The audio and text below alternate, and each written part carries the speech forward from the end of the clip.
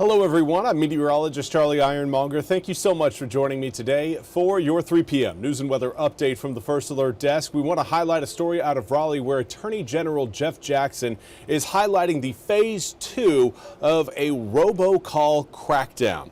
Now, Jackson leads the anti-robocall multi-state litigation task force and has directed Intelliquent, Bandwidth, Lumen, and Peerless to halt suspected robocalls nationwide.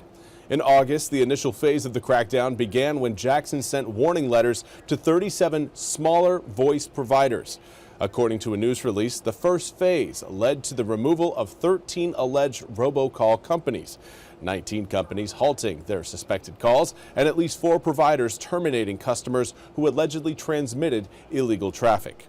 Jackson says the second phase targets larger companies in the U.S. telecom system, adding that 4 major providers continue to transmit hundreds of thousands of robocalls. He said, quote, "Phase 2 of robocall roundup is about the larger companies that are knowingly pushing through millions of scam robocalls. We're giving them 30 days to clean this up. If they don't, we're prepared to use every tool we have. The scale of this abuse is outrageous, and we're not going to tolerate it," end quote. And now we want to turn our attention to Washington, where the House Judiciary Committee has subpoenaed former special counsel Jack Smith. Now, Representative Jordan and the committee are investigating Smith's prosecution of President Trump and others for their alleged efforts to interfere in the 2020 election and in the Florida classified documents case. Now, Smith brought 2 criminal indictments against then-candidate Trump in 2023, but resigned just over 1 week before Trump's inauguration in January 2025 without ever having brought the 2 cases to trial. Now, in October, Trump posted on social media that Smith should be, quote, investigated and put in prison, end quote, and called him, quote, a disgrace to humanity, end quote. Now, Peter Koski, an attorney for Smith, released a statement today saying Smith voluntarily offered nearly 6 weeks ago to appear before the committee in an open hearing to discuss his investigation. However, that offer was rejected. Now, the statement went on to say that Smith, quote, looks forward to meeting with the committee later this month, end quote, to, quote, clarify the various misconceptions about his investigation, end quote.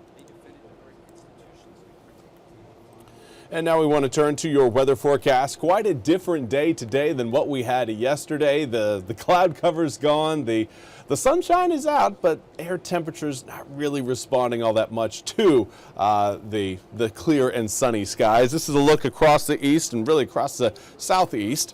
And again, things are looking nice and clear out there. No rain showers expected here over the next, we'll give it about 36 hours for the rest of today. And then again through the day tomorrow. By Friday, though, we are looking at more rain showers showing back up again. Right now, air temperatures generally in the mid to upper 40s. We do have a few in the low to mid 50s. We got 50 degrees right now in Beaufort, 51 in Swan Quarter, as well as Oriental, 55 in Stumpy Point. Overall, again, cooler than average, but not quite as bad as it could have been. If we would have had stronger winds today, not only would be A, a little bit cooler, but B, we'd be faced with, again, some biting winds.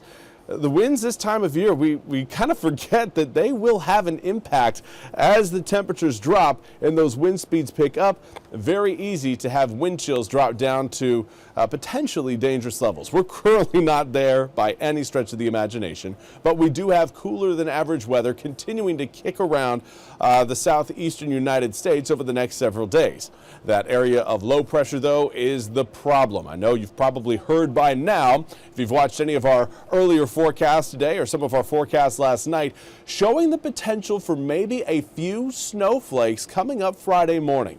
Now, it's not looking overly likely that all of eastern North Carolina will see a few flakes come down, but a few of us, I think, it's looking like a possibility, particularly those of you around Tarboro, Rocky Mount, Scotland Neck, essentially Nash, Edgecombe, Halifax, Northampton, and Hertford counties, possibly the northwestern corner of Bertie County around I would say the Lewiston, Woodville area, possibly all land are getting in the mix, but again, now we're just projecting a little bit too much. Let's get back into what we are certain about, and that is tomorrow morning we are going to be looking at sunny skies. Air temperatures will start out low. We're looking at the most likely the upper 20s by the time we wake up tomorrow morning. So if you park your car outside and you had some headaches early on today, well, tomorrow, we could be looking at the same sort of situation. But then on Friday, we get rain showers showing up, and it will be a cold rain. Overnight lows Thursday night into Friday going to be down near freezing. That is the key. How cold can we stay overnight Thursday night into Friday morning? Now, regardless of how cold we stay, you got to remember that ground temperatures will be a little bit above freezing from Thursday, well, really Thursday night into Friday morning. We're not going to be dropping down below freezing. So if anything sticks to the ground, it's going to be grassy surfaces or elevated surfaces. Those of you wondering, okay, how is this going to affect my commute into work? Right now, it is not looking like any of the possible flakes that we could see through some of our northwestern counties will see anything actually stick to the ground. At least stick to the asphalt, stick to the road. So at this point, again, not anticipating any sort of major travel headaches coming up Friday morning. Possibly, again, just a cool sight to see. Some flakes come down, but everything, again, warms back up Friday afternoon, getting up to around 40 degrees. That'll spell an end to any sort of flakes that want to fall early Friday morning, leaving us with some lingering showers there through Saturday and Sunday, and now possibly even extending into next Monday. That's all we have time for today's 3 p.m. news and weather update from the First Alert Desk. I want to thank you all so much for joining me. We'll be back with more news and weather coming up at the top of the hour. Until then, have a fantastic rest of your Wednesday.